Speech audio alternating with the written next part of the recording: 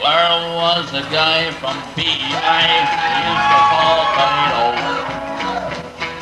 He met this young Leamington Ontario tomato.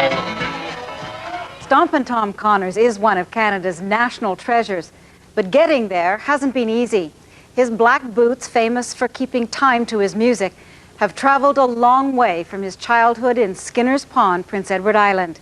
He has crisscrossed the nation, entertaining audiences from stages big and small, immortalizing their stories in songs. But his life story has remained a mystery until now. The National's Laurie Brown caught up with Stompin Tom to talk about his unsung story. It's a special Saturday night in Toronto.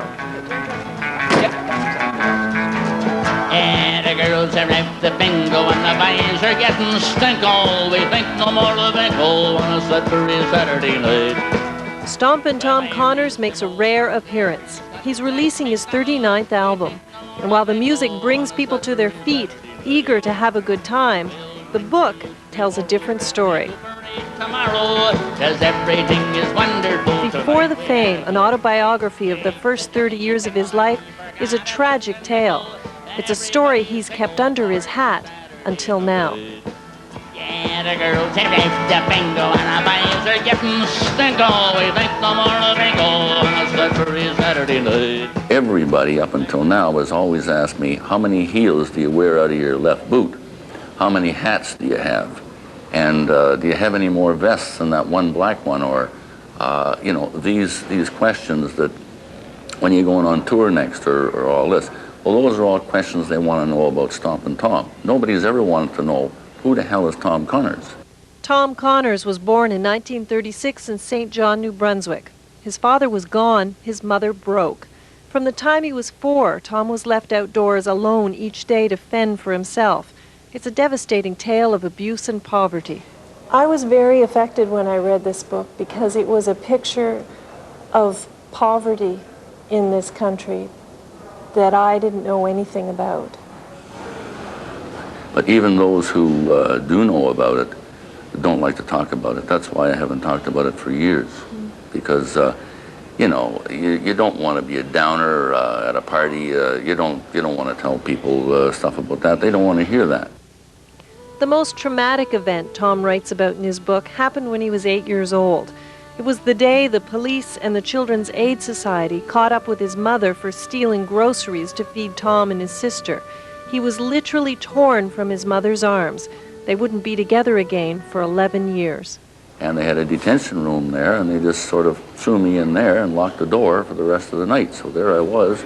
I didn't know where they took my mother, where they took my baby sister. And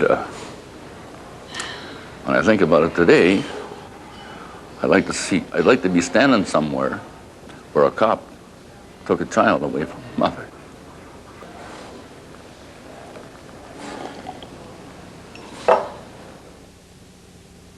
Tom spent the next year in orphanages in New Brunswick. The treatment he received there was far more physically abusive than anything his mother had subjected him to. At 9, he was sent to a foster home in Skinner's Pond, PEI. At 13, he ran away and began a lifelong search for a mother, a home, some self-esteem. What he found was his country. C-A-N-A-D-A. Have you ever seen a magnetic hill? C-A-N-A-D-A. Or a lady on a dollar bill? C-A-N-A-D-A. Bet you never seen the autumn fall. Because I had such a bad younger life, I never had a place I could call home. I had this wanderlust to look for something, look for a better place. I wanted to see other places. I wanted to see what people were all about. And I think this is where my strong Canadian nationalism comes from, because I found nice people here, nice people there, all over the place, and nice people back home as well. And then I guess Canada became an extended family to me. That became my family. Just take a little piece of PEI, old Saskatchewan, Nova Scotia and New Brunswick. Quebec and Newfoundland, Alberta and Manitoba, Ontario and BC, and you'll have found the stomping grounds of all my friends and me. Tom includes songs from every region on every record, and from the years he spent drifting across this country, most of the 50s and 60s, he's seen a lot of it. Sleeping in barns or jails or a snow pile by the side of the highway, he often took shelter during the day in public libraries. That's where he got his education. So, started out by, reading funny books or something. But then I thought, well, hey, what's everybody else doing around here? Looks like they're serious. They got these big, thick books. What the hell are they reading? So I thought, before somebody centers me out and throws me back out in the cold with no place to go, maybe I better start digging out one of these big books and see what's in there. So I started checking the books. Before I knew it, I was reading philosophy, reading psychology, comparative religions, and a lot of deep stuff. There was plenty of time to think about what he had read and time to think about his own situation. When you're put in a position, not through your own fault, as I was, and the way I grew up, and the hardships, the hard knocks, and the whole thing, you begin to feel as if, well, you're worthless because you're unwanted, and as you travel the roads, you have a lot of time to think about this because you're alone, winter and summer, and of course the only one you can talk to is yourself and to your God, and so you wonder, well, is there any hope anywhere for me? Is there a niche for me somewhere? Is there a spot? Is there something? And the only time that I was wanted, it seemed, is when I was playing the guitar and singing songs. Hey, are you Stompin' Tom? Frank Mahovlich. You are Stompin' Tom. Come on, sing us a song then. I just happened to be writing a new one called Margot's Cargo. Reggie's got the rig, Reggie's got the rig, Margot's got the cargo by, and Reggie's got the rig. But the sadness in his past never shows up in the music. In fact, some songs go a long way in the other direction. They're just plain fun. Tom likes to play the clown, that's for sure. He's called the blue-collar superstar. He may be a Canadian hero, but he knows what it's like to be down. He's seen his share of prejudice, and prejudice of any kind against anybody is something Tom won't tolerate. Reggie got the rig, Margot brought the cargo by, and Reggie brought the rig. When somebody is trying to browbeat or downtrod somebody else, or to take an aloof attitude toward somebody or all this, I spot those things immediately. And I guess, I've almost got an animal sense of that because it's been sort of drilled right into me. And it seems to be drilled right into you that being poor is being a crime. It seems like people treat you like you're a criminal if you're poor.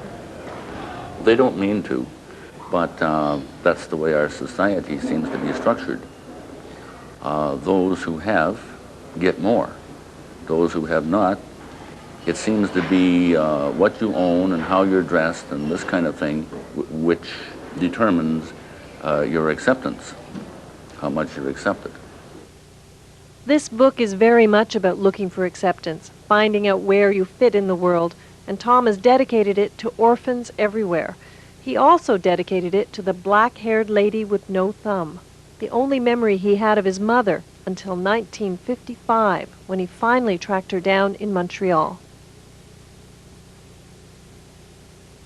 Well, from my perspective, I was trying to find, really, the mother that I had once known as a child. I wondered if we could get it back somehow, But when you're separated by worlds for so long, that family, that hugging that goes on in families that I've seen thousands and thousands of times. I couldn't do that. Today, I have a hard time when my wife's family comes to visit. She immediately, hugs her family, and they hug one another, sisters and brothers and all this, and it's very close, it's warm. I can't do that. I feel uptight when somebody wants to hug me or get close to me. Something inside of me, I want to draw back. I can't get close to a person like that. You're a father. You've got a 19-year-old son. Tell me how your experiences from your childhood, how did you feel when you became a father? How did you look at fatherhood? Well, I've always had some difficulties about that. And it comes to the hugging thing, and I was always, I feel, a minute too late, because I had to figure out first what would a father do in this situation in order to react to what the child is doing. And just when you're ready to go to him and say, well, I understand the situation and this and that, it's too late. But what I do today, as often as I can and have done all through the years, is talk to my son and have a talk back and forth to keep a communication going, and ask him what his feelings are, and if, how I feel about him, how he feels about me, and all this kind of stuff, because it's a learning process for me as much as it is for him. What are you most proud of, Tom, the things that you've done and the things that you've accomplished? I don't think I have a proud bone in my body when it comes to pride of self. No, I'm not proud of myself. I guess if there was anything that I could be proud of, is when somebody writes me a letter and says, your music has done so much for me, then that gives me a real sense of worth, that I have been instrumental in some way to uplift somebody who may have been down. There's a pretty girl, but just like me, she's as tired as can be. She's a waitress in this all-night cafe. Really, that's what I'm trying to do for Canadians. I'm trying to uplift my country. I'm trying to sing about it. I'm trying to make the young people realize that we have something to sing about. Coming along to these all-night cafe blues. If anybody looks up to me, it's not me they should look up to, it's the song. I am the song. And this country is your home. That's right. That's a big home. I got a lot of places to go and a lot of things to do. It'll take me forever. I hope I have 165,000 more incarnations right in this country. I haven't seen it all yet, although I've been practically every town and walked over every blade of grass. But I want to do it all again. Hitchhiking? Sure. Why not? Good for you. Thank you. My pleasure. Thanks a lot. To women of the night, old jukebox wine, these all-night cafe blues. For The National, I'm Laurie Brown. I've got these all-night cafe blues. And that's our magazine for this evening. I'll see you again tomorrow.